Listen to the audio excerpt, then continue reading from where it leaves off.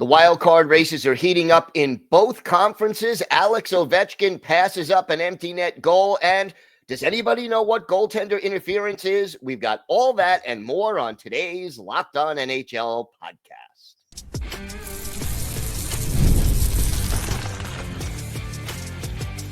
You're Locked On NHL, your daily podcast on the National Hockey League.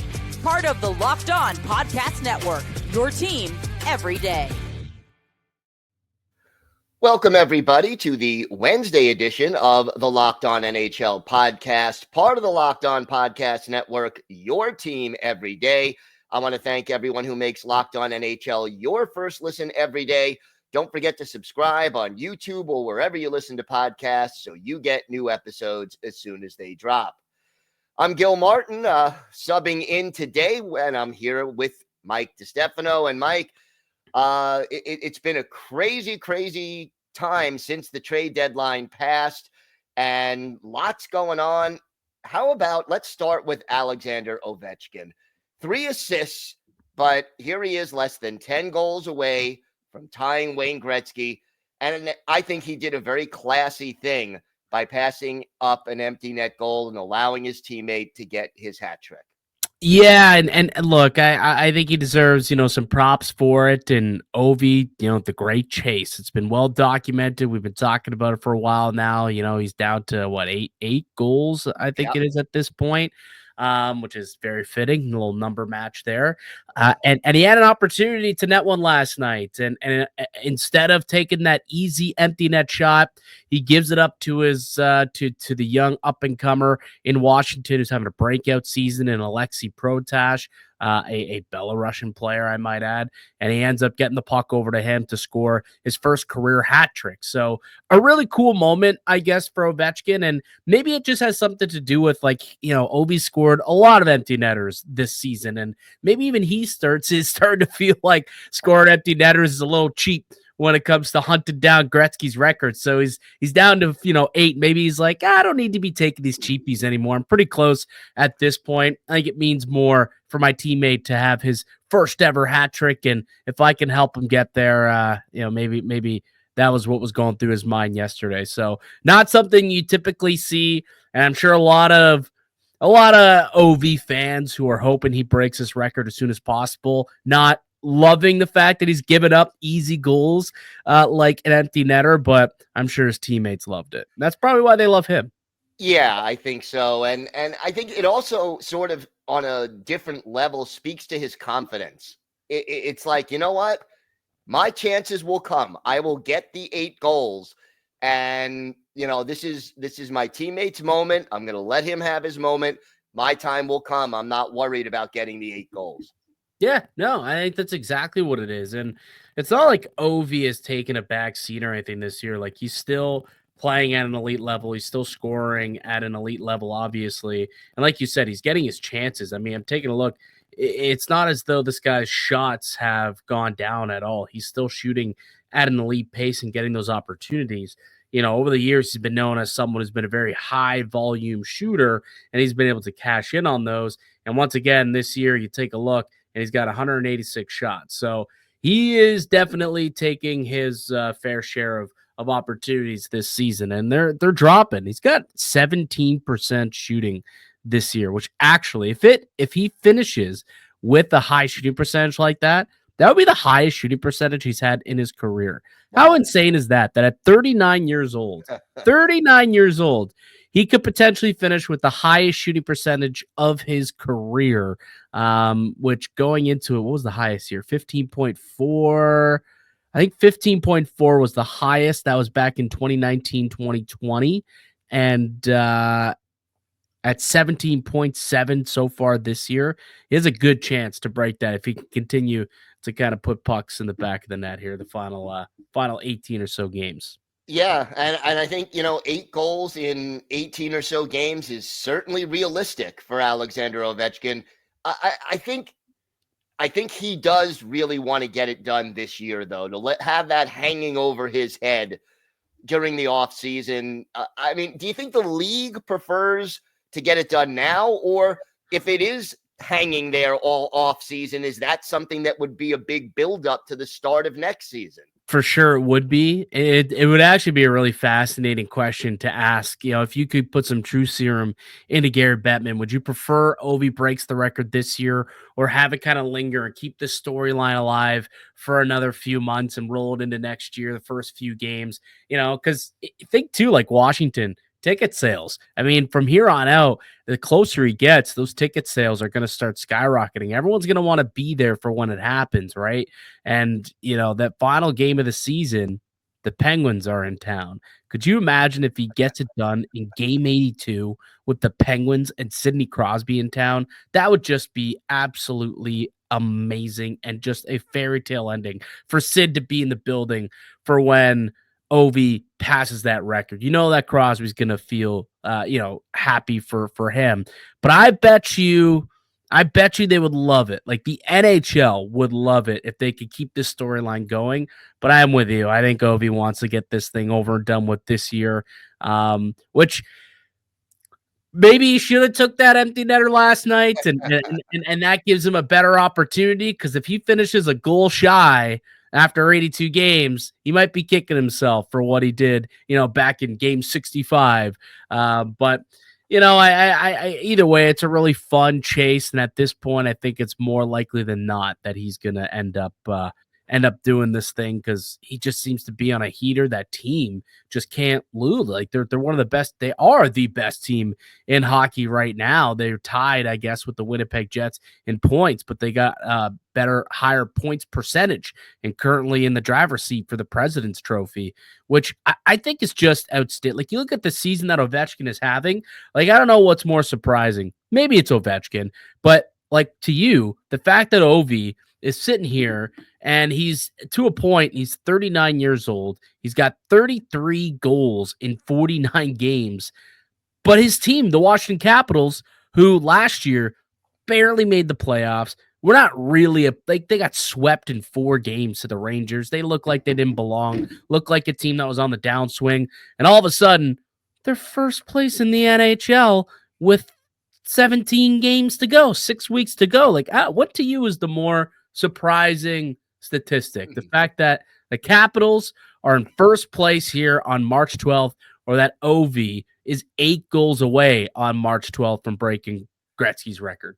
I would go with the Capitals, because even though Ovi is 39, he's still Alexander Ovechkin. Like greatness is in him. It's a little surprising at how well he's doing, but it's not a shock. Whereas, like you said, last year, the Capitals squeaked into the playoffs, clearly didn't look like a contending team.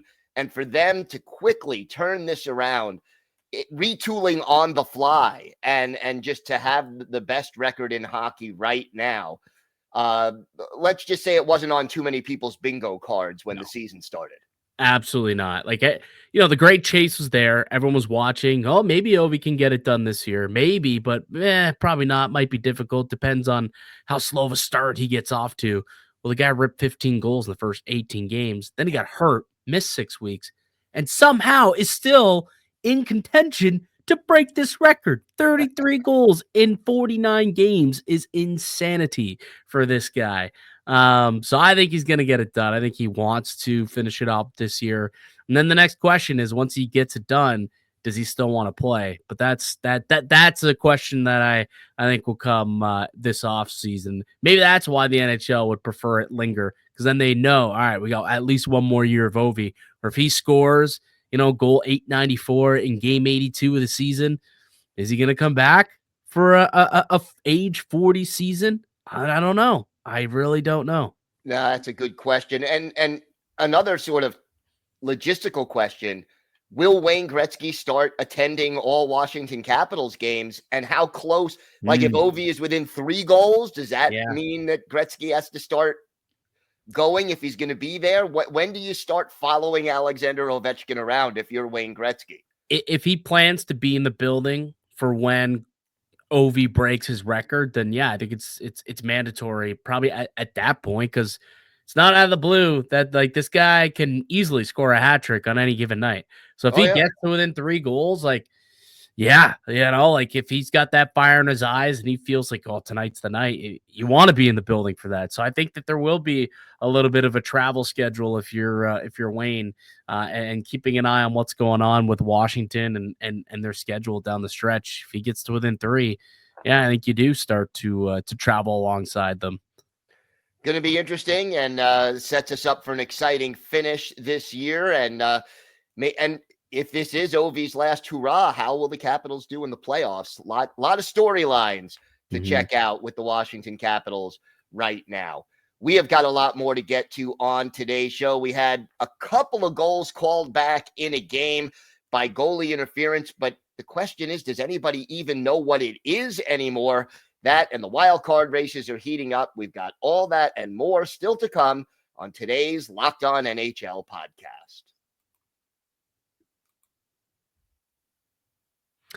Today's episode is brought to you by FanDuel. March Madness is here, and FanDuel is giving you a chance to get in on the action like never before. Right now, new customers can get $200 in bonus bets when your first $5 bet wins. That's $200 extra bucks to use on everything from buzzer beaters to Cinderella stories and even who's cutting down the nets. I've got my eye on a few underdogs this year, and FanDuel makes it easy to back them with spreads, totals, and game props. With the tournament games happening almost every single day, there's always something exciting to bet on, and the FanDuel app is simple to use, and when I win, I get paid instantly. There's no waiting around. So visit FanDuel.com and get in on the college hoops action all tournament long.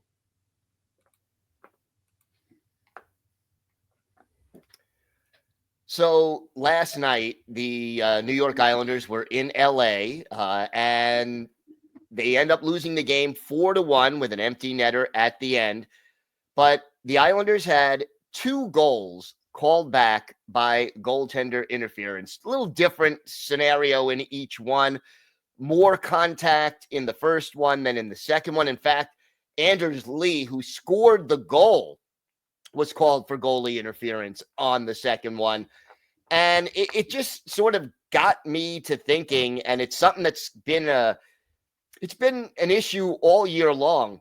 What is goalie interference? Can the NHL even consistently tell us what goalie interference is? Well, it's been an issue for more than 1 year, Gil. Yeah, I mean, that's this true. has been a problem year after year after year. There's just the problem is there's such a gray area with this one, and it's up to the eye in the skies. It's up to the officials. It's up to the war room in Toronto to decide what goaltender interference is. And it seems like their mind changes every single day. That's the problem. Like right. There's no consistency with the call. And I don't know how it is, because if the only way to have consistency is if you just look at it and say, is there contact in the blue paint or is there no contact in the blue paint? Regardless of what happens before that, that's the only way to make it consistent, I suppose. But there are, times like, okay, well, was he pushed in? And did he really impede him from making his move? Was he entitled to that ice? Like, there's so many clarifications when you're looking at it as opposed to just physical contact that make it so questionable. I personally have no idea what goal interference is anymore. There was a game last week with the Leafs where I was convinced that a goal was going to get waved off. I think it was a game against Vegas. And sure enough, I'm like, oh, that's no goal for sure. That's going to get waved up. Nope. Goal stood. It was definitely a good goal. And I'm like, that's questionable. Okay. Apparently I don't know what goaltender interference is. And last night you saw a couple of them, Gil. I mean, Locked On Islanders hosts, not 1, but 2 goals were wiped off the board by our Islanders last night against the Kings. And personally, both of them could have counted. One of them should have definitely counted, but I think both of them honestly could have. One was maybe like a 60-40 call, but like that first one to me was a goal all day. Like I really, really look at that last night and I'm like, I would love to hear what the NHL's explanation of those goals were and why they did not end up counting. Because to me, it made no sense. Yeah, I mean, the first one they said there was contact in the blue paint. So that on that basis, they overturned it. But see, here's the thing. In my mind, you don't want to go back to the standard they had in the late 90s, like with the Brett Hull Stanley Cup final goal, where there was a skate in the crease, but there was no contact and you're overturning a goal. You don't want that standard. I think that's too extreme No. in the other direction. Whatever the standard is, and I think the league has to clarify it, but the key to me is they must be consistent. Whatever the standard is, the fact that so often judgment calls are made rather than a black and white rule. There's always interpretation, whether it's by the refs on the ice, the war room. There's just got to be a consistent standard, and we just don't seem to see it right now. No, and it's a problem. I don't really know how to change it, unfortunately. So it's not like I have a solution for the NHL where they could set a standard and have it be it. But if someone can come up with that, maybe, guys who get paid a lot of money, like Gary Bettman or, some consulting firm of some kind that could get paid handsomely to come up with a standard, that'd be greatly appreciated, because hockey fans such as myself and yourself, Gil, at this point, just don't really understand what the hell goalie interference is anymore. No, and again, the one thing you would hate to see is a Stanley Cup game or Stanley Cup series decided by a goalie interference call. Well, you remember, was it last year or the year before, Dallas and Colorado? Yeah. Like, that was a massive, massive goal that was, I think, was taken off the board there, and Dallas ended up winning the game ultimately.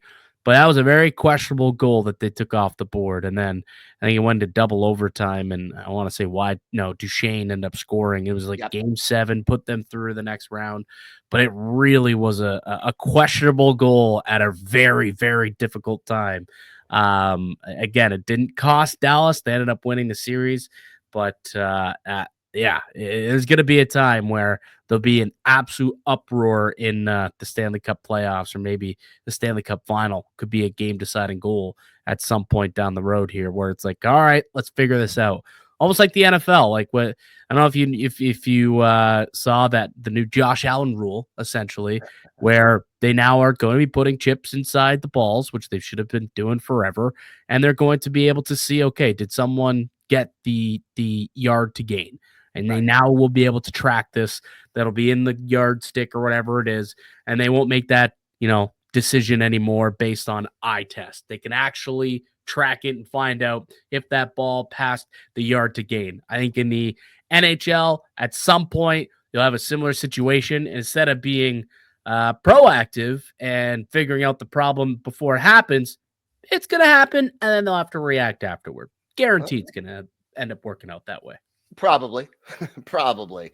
One other piece of news, breaking news actually coming across this morning, the New York Rangers extending goaltender Jonathan Quick. He'll be back next year, signing a 1-year deal. Your thoughts on Quick's extension?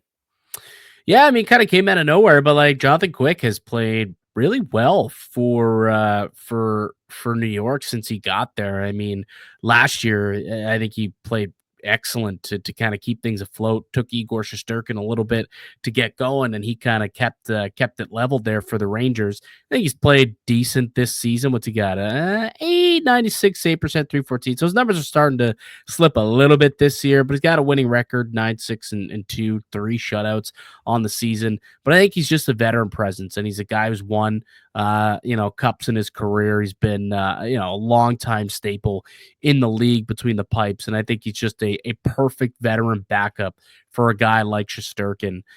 So it makes a lot of sense if he's willing to come back for an age 40 season at a decently cheap deal. I mean, what's $1.5 million when the cap's going up as high as it is?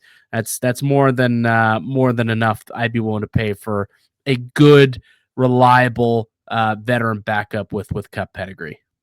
Yeah, and do you think Quick is a hockey Hall of Famer when his career is all said and done? Yeah, it's interesting. I think that he's certainly a player that is going to he's kind of borderline-ish for me. I do think when all said and done, he probably will get in because he's got international play and he's got those Stanley Cups.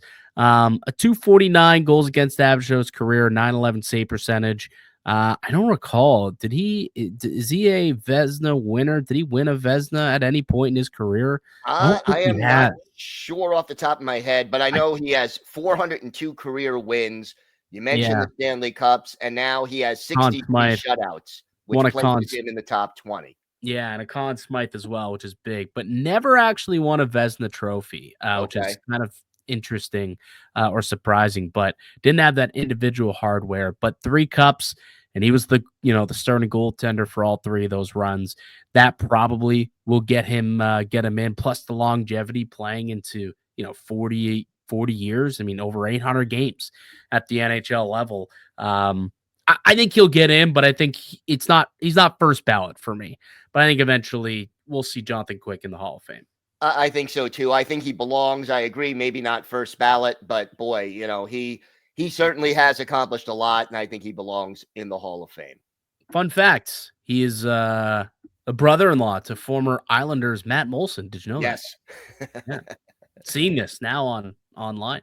Yeah, and he's from Connecticut, so playing for the Rangers is like coming home for him. So Yeah. that's another advantage for him. All right, more to get to. The wild card races are heating up in both conferences. The West is tightening up now as well. We're going to discuss that and where the teams stand coming up next on the Locked On NHL podcast.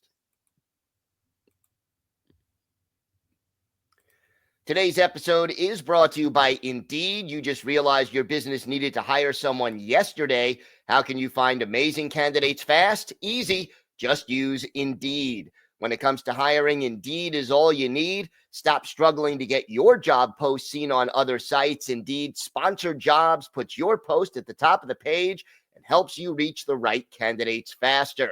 I've been in that spot when you need to hire like yesterday. The pressure is on, and every day without the right person is a setback. That's exactly when Indeed Sponsored Jobs comes in handy. They make sure your post is seen by the right candidates right now. Now you can speed up your hiring process with a $75 sponsored job credit. Just go to Indeed.com/locked-on right now and support our show by saying you heard about Indeed on this podcast. Terms and conditions apply. Hiring, Indeed, is all you need.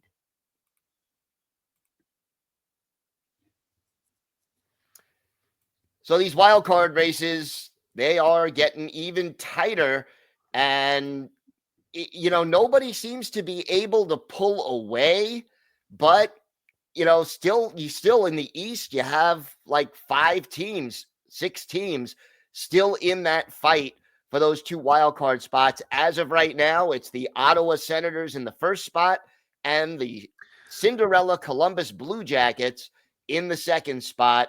But Montreal not going away, Boston not going away. Your thoughts on the wild card race in the East right now? Yeah, I couldn't help, Gil, that you stopped at number 6. Meanwhile, the 7th team there is your New York Islanders. You Yeah. think it's done? It's dead there for New York. The dream is dead. Not dead, but maybe it's on life support. Yeah, 5 points out. 5 points out. There's what now? 18 games left for the Islanders there. So yeah, we'll see what they can end up doing. But yeah, when I look at this race, man, it's gonna be a lot of fun down the stretch. And Ottawa, Columbus, those are the 2 teams who have a hold of those spots right now. Ottawa's won 4 in a row though, and they're a team that I think they had a nice offseason. I thought they had a great trade deadline. I think they made a good trade, making that swap, Josh Norris, bringing in Dylan Cousins. I think he's played pretty well the first couple of games. They brought in Fabian Zetterlund, another, middle 6 depth scorer. I like that addition. Jake Sanderson's been playing some excellent hockey. And then they finally got a goaltender in Linus Ullmark, who's, playing well for them this season as well. So it might be the year that Ottawa finally makes the playoffs for the first time since 2017. And then it comes down to one of Columbus, Montreal, New York, Boston, Detroit. Which of those teams can get it done? I think this Columbus story has been fantastic. Like this, Oh, yeah. Obviously, it was a team that no one had a lot of faith in. The unfortunate Johnny Gaudreau situation this past summer. Boone Jenner, then their captain, ends up getting, I think he's out for the entire season, if I'm not mistaken. He might be back, but he was out for a very long time, but he's back now. Just a lot, that went against Columbus, and they had a new coach, and you didn't know what they were going to get out of the goaltending position. And all of a sudden, they get Sean Monahan's playing really well. Zach Werenski playing at an MVP level, and some young guys starting to really pick it up for Columbus, and they've got themselves in a dogfight here, currently in a wild card spot. But yeah, those other teams trailing. Montreal, it's another team that I don't think a lot of people expected for them to be in a playoff race post-trade deadline. And the Rangers, I think there was a lot of expectations on the Rangers being a competitive team. They have had a roller coaster of a season, but obviously very much still in the fight here, just a couple of points out with another 17 games to go for them in the regular season. So, yeah, it's going to be a tremendous finish. It's interesting, though. Boston, they completely sold at the deadline, but they've been picking up some wins. Like, they picked up a win against Florida over the weekend, picked up a win or against Tampa over the weekend, picked up a win against Florida last night. And it's like Boston, all of a sudden, it's like, hey, they might still be in it too. They're only 2 points back, and they got they got some class up there. They're gonna finish all the way through to the end. I know they no McAvoy, no Lindholm, no Marchand, no Coyle, no Brazeau, but it don't matter. They still plan on competing to the very end, which you gotta respect, I guess. So Boston's still in it, but I don't love their chances. I think eventually they'll start to fall out of it. So. Who ends up coming out on top? It's going to be a fun final 6 weeks, but there's a lot of teams out there that are vying for those final 2 spots. That's for sure. And then meanwhile, out west, Minnesota and Calgary right now in the wild card spots, but Vancouver and St. Louis 1 point behind Calgary, Utah 3 points behind Calgary. It's going to be an interesting race, and the Flames have surprised a lot of people, but. Yep. Can their goaltending keep them afloat and get them into the playoffs? Yeah, Dustin Wolf kid's been unbelievable, hasn't he? He's been real good for that Calgary Flames team, and it explains why they decided to move on from Jacob Markstrom. I guess they knew they had a pretty good one in waiting, and he hasn't disappointed this year. If it wasn't for Macklin Celebrini and Lane Hudson being as good as they were, I think he'd be getting a lot more love for the Calder for the season that he's had. But yeah, surprisingly, again, it's a team that's right there in the thick of things in the wild card race. You look at the teams below them. I mean, Vancouver, they're similar to New York, where it's just been a very up and down season for them, lots of turmoil. But the fact that they're only 1 point out of a playoff spot, despite all that, is I guess somewhat of a good thing that they haven't completely spiraled this season. The real team that surprised me here is St. Louis, because it seemed like that was a squad that was kind of down and out, prior to the Four Nations tournament. Then there was conversations, maybe they're willing to move out Binnington, maybe Braden Shen could be on the chopping block or on the trade block. And then all of a sudden they keep their pieces, and now they're 1 point out of a playoff spot. They've won 7 of their last 10 games here, Gil. So the St. Louis Blues might not be done this year, and they've got a real good shot at locking up with that final wildcard spot in the West too. Did you expect the Utah Hockey Club in their first year in Salt Lake to be this competitive? Oh, yeah. I did personally. I mean, Arizona, they've been, they haven't been a great team for a long time. They've stockpiled a lot of picks. They've gotten a lot of talent, and it was only eventually it was going to pop. The Gunthers, the Coolies of the world. Eventually things were going to start to come together, and they haven't quite gotten over the hump this season. Like, they're still hovering in that 500 range, but I definitely expected for Utah / Arizona or Utah, I guess, to certainly be in the mix. I'm not counting them out either. Like, I still think that they're a good enough team. They signed Karel Vejmelka to a nice deal the other day, so they got Vejmelka to a nice little contract. They expect him to be kind of their starter moving forward. So I think it's a good group. Dylan Gunther's a solid young up and coming sniper. I think he can score with the best of them. So to me, Utah, they're certainly in the mix here, and I wouldn't be shocked if they ended up claiming that final wild card spot. That's for sure. Going to be a fun race down the stretch in both conferences, and you win 2 in a row, and you're in a great spot. You lose 2 in a row, and it's panic time. So every game going to be really important, and those dreaded 3-point games going to factor in to both races, I think, in each respective conference. Well, that's going to do it for us today. Don't forget, we're here every day, Monday through Saturday, bringing you the biggest stories from around the NHL, and Saturday from the world of women's hockey. So make sure you join us for that. I'm Gil Martin. Want to, on behalf of Mike DeStefano and myself, thank you very much for watching and listening to the Locked On NHL podcast.